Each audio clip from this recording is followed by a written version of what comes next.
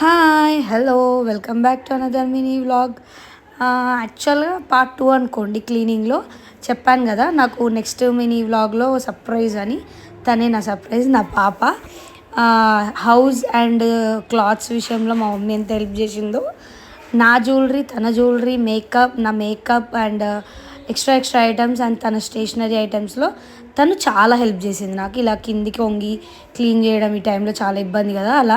And తన rubber bands, clips segregate చేయడం కానీ, అండ్ తన స్టేషనరీ ఐటమ్స్ ఏవి యూజ్ లేవు అనేవి చెప్పడం, తీసేయడం కానీ తీసేసింది. అంటే నార్మల్గా పిల్లలు తీసేయమంటే ఏడుస్తారు కదా, అలా తను కూడా చేసింది.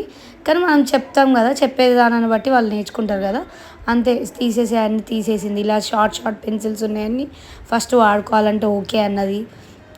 ఇలా చాలా క్రేయాన్స్ ఉన్నాయి, అంటే వాళ్ళ స్కూల్లో అవే ఇస్తారు బర్త్డేస్కి వాటికి.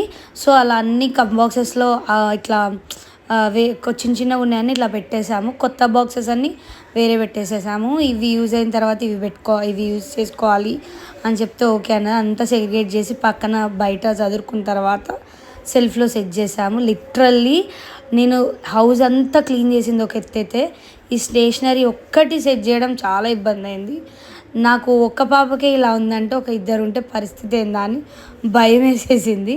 అంటే యాక్చువల్గా తను ఎక్కువనే కొనుక్కుంటుంది, ఇంకా మేము కూడా తనకు యూజ్ అయ్యిద్ది కదా అని ఏమనం. సో ఇలా సెట్ చేసుకుంది తన సెల్ఫ్ అంతా.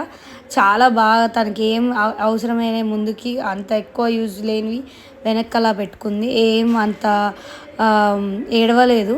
కాకపోతే ఓకే పర్లేదు అనిపించింది. కానీ ఎన్ని రోజులు ఉండవు కదా, ఇంత సెగ్రిగేట్ చేసినా తొందర ఖరాబ్ చేస్తారు పిల్లలు అనేది. తను కూడా అందరి పిల్లల్లాగానే, కాకపోతే మనం చెప్తూ ఉంటే కొంచెం అర్థమవుతూ ఉంటుంది వాళ్ళకు కూడా. అంతేకాని మనం ఇనర్లే అని వదిలేస్తే అస్సలు వినరు. మీ పిల్లలు కూడా ఇంతేనా? కామెంట్ బాక్స్లో కామెంట్ చేయండి. Bye, see you next video.